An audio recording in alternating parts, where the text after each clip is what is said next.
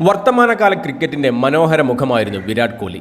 സച്ചിൻ എന്ന ക്രിക്കറ്റിന്റെ സൂര്യൻ അസ്തമയത്തോടടുത്തപ്പോഴേക്കും ക്രിക്കറ്റിൽ ഉദിച്ചുയർന്ന നക്ഷത്രമായിരുന്ന വിരാട് വെള്ളക്കുപ്പായത്തോടും ചുവന്ന പന്തിനോടും യാത്ര പറഞ്ഞിറങ്ങിയത് നീറ്റിലായി ഓരോ ക്രിക്കറ്റ് ആരാധകന്റെയും മനസ്സിൽ അവശേഷിക്കുന്നുണ്ട്.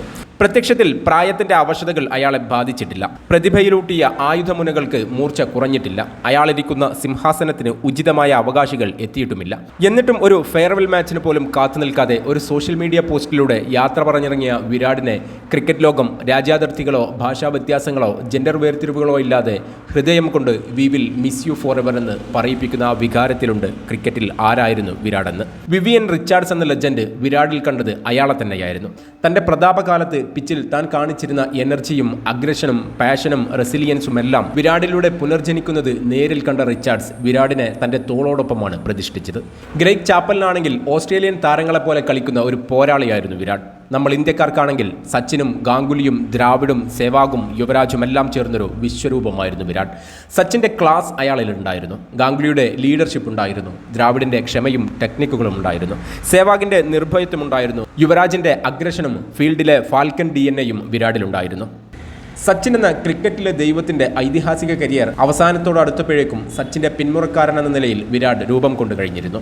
സച്ചിനെ കണ്ട് ക്രിക്കറ്റ് പിച്ചിലേക്ക് ഇറങ്ങിയ, സച്ചിനെ പാഠപുസ്തകമാക്കിയ വിരാട് സച്ചിൻ്റെ തനി പകർപ്പായി തന്നെയാണ് ക്രിക്കറ്റിൻ്റെ പുൽമൈതാനങ്ങളിൽ കുതിച്ചു പാഞ്ഞത്.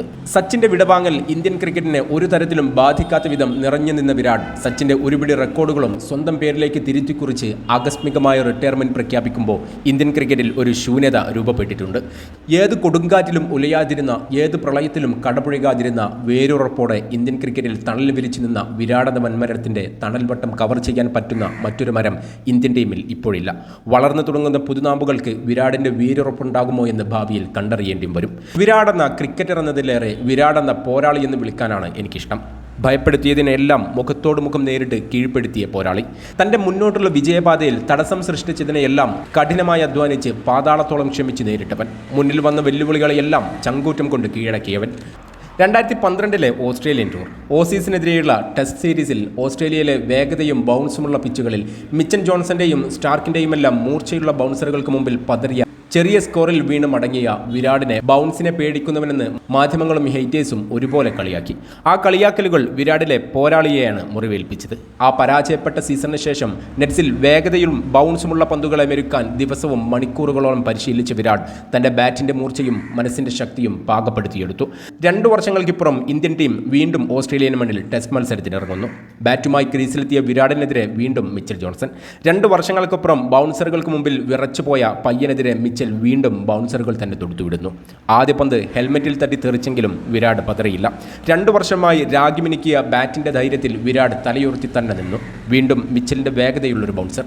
തൊട്ടടുത്ത നിമിഷം കോഹ്ലിയുടെ ട്രേഡ് മാർക്ക് ഹുക്ക് ഷോട്ട്. ബൗൺസറുകൾക്ക് മുമ്പിൽ പതറിയിരുന്ന പയ്യൻ തൻ്റെ ബൗൺസിനെ അനായാസം ഹുക്ക് ചെയ്ത് ബൗണ്ടറി കടത്തിയത് ആശ്ചര്യത്തോടെ നോക്കി നിൽക്കേണ്ടി വന്നു മിച്ചലിന്. ആ ഹുക്ക് ഷോട്ടിൽ തുടങ്ങിയ അന്നത്തെ ഇന്നിങ്സ് കോഹ്ലി അവസാനിപ്പിക്കുന്നതാവട്ടെ സെഞ്ചുറിയും കടന്ന് 115 റൺസിൽ.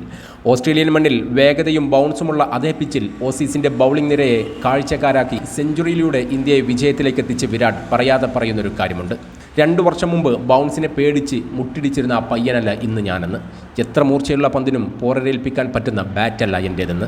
അതേ കാലയളവിൽ തന്നെ IPL-ൽ പഴി കേൾക്കേണ്ടി വന്ന വിരാട് തൻ്റെ ശരീരഘടനയും ഫിറ്റ്നസും ഒരു ചാമ്പ്യന് ചേർന്ന വിധമല്ലെന്ന് തിരിച്ചറിഞ്ഞ് കഠിനമായ വ്യായാമങ്ങളും കർശനമായ ഭക്ഷണ നിയന്ത്രണങ്ങളും ദിനചര്യയാക്കി മാറ്റി. തൽഫലം ഇന്ത്യൻ ക്രിക്കറ്റിലെ ഏറ്റവും ഫിറ്റ്നസും ബാറ്റിംഗ് റെക്കോർഡുകളും കോൺഫിഡൻസുമുള്ള പ്ലെയറായി വിരാട് രൂപപ്പെട്ടു വന്നു. അതിൻ്റെ ഫലമായിരുന്നു പിന്നീടുള്ള വർഷങ്ങളിൽ ഇന്ത്യൻ ടീമിൻ്റെ കുതിപ്പിനും മുതൽക്കൂട്ടായത്. ഒരു ചാമ്പ്യനാവണമെങ്കിൽ ഫിറ്റ്നസിന് എത്രമാത്രം പ്രാധാന്യമുണ്ടെന്ന് കോഹ്ലിയിലൂടെ മനസ്സിലാക്കിയ ഇന്ത്യൻ ടീമിലെ പിന്മുറക്കാരും കോഹ്ലിയുടെ പാത തന്നെയാണ് പിന്തുടർന്നത്. ഔട്ട് ഓഫ് ഷേപ്പായ ഒരു പ്ലെയർ പോലും ഇന്ന് ഇന്ത്യൻ ടീമിലില്ല എന്നത് അതിൻ്റെ തെളിവായി നമുക്ക് കാണാം.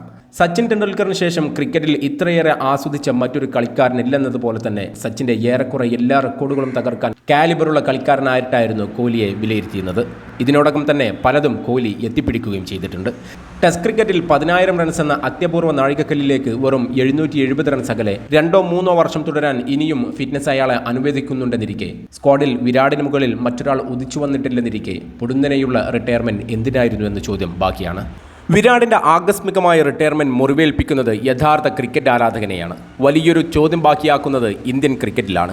ഭംഗിയും തിളക്കവും കുറഞ്ഞു പോകുന്നത് ടെസ്റ്റ് ക്രിക്കറ്റിൻ്റെ വെള്ളക്കുപ്പായത്തിനും ചുവന്ന പന്തിനുമാണ്. Anyway, happy retirement ചാമ്പ്.